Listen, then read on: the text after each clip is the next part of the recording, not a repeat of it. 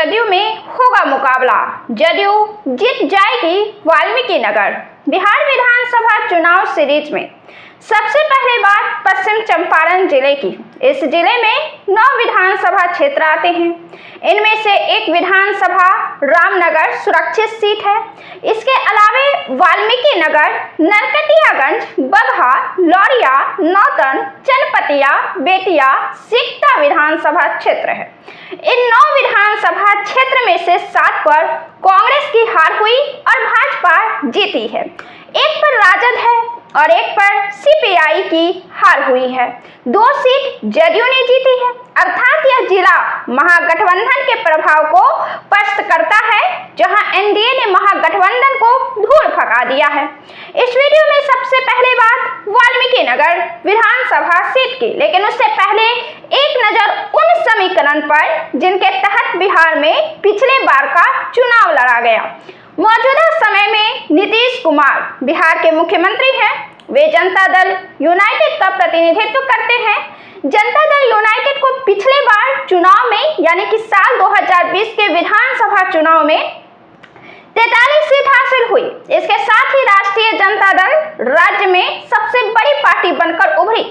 राष्ट्रीय जनता दल को 75 सीटें हासिल हुई और जदयू के साथ गठबंधन करने वाली पार्टी भारतीय जनता पार्टी को 74 सीट हासिल हुई। 3 चरणों में चुनाव हुई थी। इसमें राष्ट्रीय जनतांत्रिक गठबंधन के तहत जदयू, भाजपा, विकासशील इंसान पार्टी जो मुकेश सहनी की पार्टी है और निषाद समाज का वे प्रतिनिधित्व करते हैं, और हिंदुस्तान आवाम मोर्चा जीतन राम मांझी की पार्टी शामिल रही थी।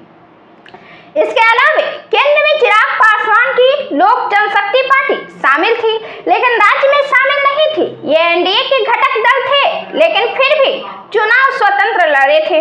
महागठबंधन में राष्ट्रीय जनता दल, भारतीय राष्ट्रीय कांग्रेस, भारतीय कम्युनिस्ट पार्टी मार्क्सवादी और भारतीय कम्युनिस्ट पार्टी मार्क्सवादी लेनिनवाद सभी पार्टियां शामिल रही थी। इसके अलावा ग्रैंड डेमोक्रेटिक सेक्युलर फ्रंट भी मैदान में था। इसमें राष्ट्रीय लोक समता पार्टी के नेता उपेंद्र कुशवाहा, बहुजन समाज पार्टी जो मायावती की है, ऑल इंडिया मजलिस-ए-इत्तेहाद मुस्लिमीन ओवैसी की पार्टी और ओम प्रकाश राजभर की पार्टी सुहूलदेव भारतीय समाज पार्टी और जनवादी पार्टी सोशलिस्ट पार्टी ने मिलकर थर्ड फ्रंट के तौर पर चुनाव लड़ा था। इसके अलावा प्रगतिशील लोकतांत्रिक गठबंधन था। इसमें मौजूद निर्दलीय सांसद पप्पू यादव की पार्टी, जन अधिकार पार्टी, चंद्रशेखर आजाद की party, Azad Samaj party, social democratic party of India और बहुजन मुक्ति पार्टी शामिल थी। संयुक्त लोकतांत्रिक गठबंधन भी था। इसमें भारतीय जनता पार्टी के पूर्व कैबिनेट मंत्री और यशवंत सिन्हा और अन्य क्षणिक रूप से लोकप्रिय जन नेताओं के नेतृत्व में सामूहिक रूप से 20 दलों का मोर्चा शामिल था। नवगठित द पुलरल्स पार्टी भी थी, जो कि पुष्पम प्रिया की रही थी। इसके अलावा भी लोकतांत्रिक जनता दल, शिवसेना, महाराष्ट्र की पार्टी है शिवसेना, और झारखंड मुक्ति मोर्चा हेमंत सोरेन की पार्टी ने बिहार में खुद के दम पर अपनी निर्धारित सीटों पर चुनाव लड़ा था। इस चुनाव की खास बात रही थी, ओवैसी की पार्टी ने पहली बार सूबे में 5 सीटें जीत ली थी और पूरा छा गए थे। काफी चर्चाएं हुई थी कि ओवैसी की पार्टी जो हैदराबाद की पार्टी है, वो बिहार में आकर 5 सीटें जीत गए हैं। किशनगंज में सीमांचल क्षेत्र कहा जाता है, जहां महागठबंधन और कांग्रेस का वर्चस्व होता है, मुस्लिम बहुल आबादी है, लेकिन यहाँ ओवैसी ने 5 सीटें जीत ली थी। हालांकि बाद में विधायकों को राजद ने अपने पार्टी में शामिल करा लिया था, लेकिन 5 सीटें जीतकर ओवैसी ने बिहार में बड़ा धमाका मचाया था। इस बार का समीकरण काफी बदला हुआ है, पहले से काफी कुछ बदल चुका है। इस बार एनडीए की बात कर ले तो उपेंद्र कुशवाहा, जीतन राम मांझी, चिराग पासवान और नीतीश कुमार सब एक साथ में है, सब एकजुट है। उधर महागठबंधन में वर्तमान में राजद, कांग्रेस और लेफ्ट दल है। मुकेश सहनी भी इसी दल का हिस्सा है, क्योंकि उन्होंने आरोप लगाया है कि भाजपा ने उनके विधायकों को तोड़कर अपनी पार्टी में मिला दिया और उनकी पार्टी तोड़ डाली। इसके अलावा ओवैसी के शामिल होने की बात चल रही है। झारखंड मुक्ति मोर्चा के साथ राजद ने मिलकर झारखंड में चुनाव लड़ा और राजद का एक उम्मीदवार जीता भी और केंद्र में मतलब कि जो विधायकी है सरकार जो बनी वहां पर राजद को मंत्री का पद भी दिया गया। लेकिन यहाँ बिहार में झारखंड मुक्ति मोर्चा को महागठबंधन में भाव नहीं दिया जा रहा है। हेमंत सोरेन की पार्टी नाराज है राजद पार्टी से, लिहाजा संभव है कि वे अकेले ही मैदान में उतरेंगे। बात करें अब वाल्मीकि नगर विधानसभा क्षेत्र की, तो इस विधानसभा क्षेत्र का परिसीमन साल 2008 में हुआ था। साल 2008 के पहले यह किसी और नाम से जाना जाता था, तब यह धनहा नाम से जाना जाता था। 2010 से 2020 तक यानी कि 3 बार के चुनाव में कई बार जदयू ने अपना खाता खोला, 2 बार खाता खोला, लेकिन साल 2015 में धीरेन्द्र प्रताप निर्दलीय विधायक हुए और बाद में 2020 के चुनाव में उनको जदयू ने पार्टी में शामिल करा लिया। वाल्मीकि नगर काफी खास है, आस्था के दृष्टिकोण से भी खास है क्योंकि इस क्षेत्र में महर्षि वाल्मीकि की कुटिया थी। इसे वाल्मीकि का तपोभूमि माना जाता है। इसी कुटिया में सीता माता के दोनों बेटे लवकुश का जन्म हुआ था। वाल्मीकि नगर त्रिवेणी संगम पर 8 लाख लोगों ने इसी साल मौनी अमावस्या में डुबकी भी लगाई थी।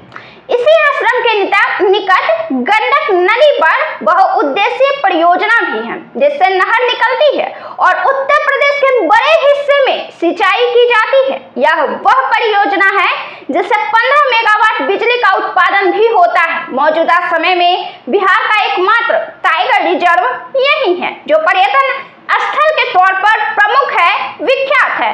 यहाँ पर बॉलीवुड से फिल्म शूटिंग भी की जाती है। इस सीट पर 4 लाख मतदाता है पिछले आंकड़ों के मुताबिक। इसमें से दलित है, आदिवासी है, यहाँ यादव भी है, कुशवाहा वोटर की भी तादाद अच्छी है। मल्ला और बिंद 35,000 से अधिक है और थारू तथा उराव 55,000 के लगभग है। यह सीट लोकसभा क्षेत्र के नाम से भी जाना जाता है। वाल्मीकि नगर लोकसभा सीट यहाँ के वर्तमान में सांसद सुनील कुमार कुशवाहा हैं जो जदयू के सांसद हैं। पिछले साल के चुनाव में जदयू से धीरेन्द्र प्रताप सिंह विधायक हुए थे। इनको 74,906 वोट हासिल हुआ था और कांग्रेस से राजेश सिंह को 53,321 वोट हासिल हुआ था। ये 21,585 वोट से हार गए थे। कुल मतदाता 3,31,874 नामांकित थे, लेकिन केवल 1,95,479 वोटर ने ही मतदान किया। आपको हम बता दें कि पिछले बार जब बिहार विधानसभा चुनाव हुए थे साल 2020 में, तब कोरोना महामारी काफी थी, काफी कोरोना महामारी का प्रकोप था। इसी बीच समय निकालकर ये चुनाव कार्यक्रम भी हुए थे और इसी वजह से मतदान भी कम हुए। 2015 में धीरेन्द्र ने 66,860 वोट हासिल किया था और निर्दलीय होते हुए कांग्रेस को पीछे छोड़ दिया था। इरशाद हुसैन हार गए थे इनसे 33,580 वोट से। साल 2010 की बात कर ले तो राजेश सिंह विधायक हुए थे और 42,289 वोट हासिल किया था, जिनको पिछले चुनाव में हार का स्वाद चखना पड़ा। तब ये कांग्रेस में आ गए थे और जदयू ने यहाँ दोबारा जीत का रिकॉर्ड कायम कर लिया था।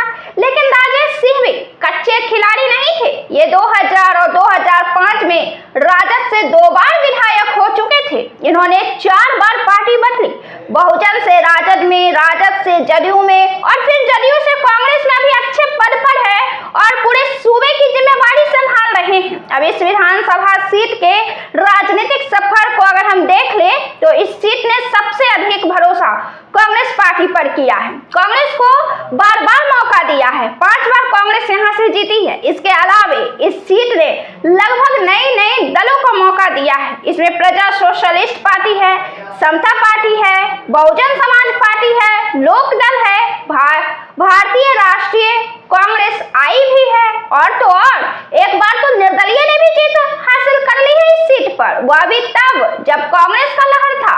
साल 1957 में जोगेंद्र प्रसाद यहाँ से पहले निर्दलीय विधायक हैं।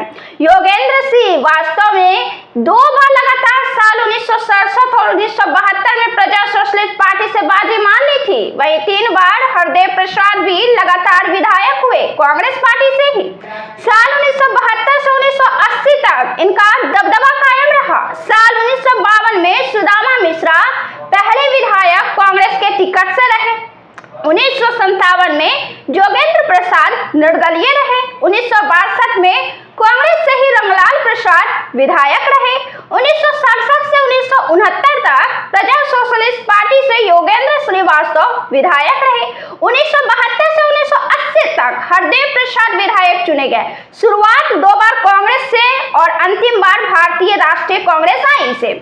साल 1985 में लोकदल से नरदेश्वर कुशवाहा भी विधायक हुए। 1990 में श्याम एन प्रसाद कांग्रेस से विधायक हुए। इसके बाद समता पार्टी ने अपना दबदबा दिखा दिया और विष्णु प्रसाद कुशवाहा बाजी मार गए। लेकिन 5 सालों में जनता ने मन बदल लिया और उत्तर प्रदेश की बहुजन समाज पार्टी पर भरोसा किया। उत्तर प्रदेश की बहुजन समाज पार्टी जो मायावती की पार्टी है और मायावती दलित समुदाय का प्रतिनिधित्व करती है, वहां से विधायक हुए राजेश सिंह। जनता ने इनको लगातार 4 बार मौका दिया, 2000 से 2010 तक। हालांकि इस बीच इन्होंने 3 पार्टियां भी बदली, लेकिन जीत का रिकॉर्ड कायम रहा। पश्चिम चंपारण जिले में वाल्मीकि नगर आता है। इस जिले के विकास कार्यों के सकारात्मक और नकारात्मक पहलू पर नजर हम डालें तो वर्षों से उपेक्षित वाल्मीकि नगर हवाई अड्डे को इसी साल केंद्र सरकार की महत्वाकांक्षी उड़ान योजना के तहत हवाई सेवा के संचालन की स्वीकृति मिल गई है। यहां से 19 सीटों वाला विमान को इसी साल मंजूरी मिली है। वाल्मीकि नगर भारत नेपाल बॉर्डर पर स्थित है। 1120 करोड़ रुपए से चल रहा है। 1120 करोड़ रुपए से इसका विकास कार्य जारी है। 95 किलोमीटर लंबे cantt Valmiki Nagar rail line का निर्माण कार्य भी चल रहा है। इससे यूपी के साथ सफर और व्यापार काफी आसान होने वाला है। लैंड कस्टम की मांग लंबे समय से की गई है। इसका उद्घाटन भी किया गया, लेकिन इन सब के बावजूद अब इसे जल्द पूरा किए जाने की बात पिछले 1 माह पहले की गई है। इसके अलावा टेस्टिंग लैब नहीं होने की वजह से भी परेशानी होती है। दरअसल लैंड कस्टम अब है क्या, ये आपको बता दें तो लैंड कस्टम भारत नेपाल अंतरराष्ट्रीय व्यापार से जुड़ा कार्यालय है। वाल्मीकि नगर को नया जिला बनाने की मांग भी कई वर्षों से यहाँ के निवासी लगातार उठाते रहे हैं। कई बार इसको लेकर लोगों ने आंदोलन भी किया, लेकिन अब तक इस मामले में कोई बात नहीं बन पाई है। हालांकि जब पिछले साल नीतीश कुमार यात्रा पर वाल्मीकि नगर गए थे तो लोगों को यह उम्मीद थी कि उन्हें जिला का दर्जा दे दिया जाएगा, लेकिन यह उम्मीद पूरी नहीं हो सकी। लेकिन फिर भी वाल्मीकि नगर के लोगों का यह उम्मीद है कि उन्हें जिला का दर्जा दे दिया जाए। तो इस वीडियो में इतना ही। अगले एपिसोड में हम बात करेंगे अगले विधानसभा चुनाव क्षेत्र के बारे में। फिलहाल आप कमेंट कर बताइए कि वाल्मीकि नगर विधानसभा क्षेत्र आपके क्षेत्र में वर्तमान में क्या गंभीर समस्या है जिसका निदान आप अपने विधायक से, आप अपने सरकार से चाहते हैं। अपना जवाब कमेंट बॉक्स में जरूर दीजिए। बहुत बहुत धन्यवाद।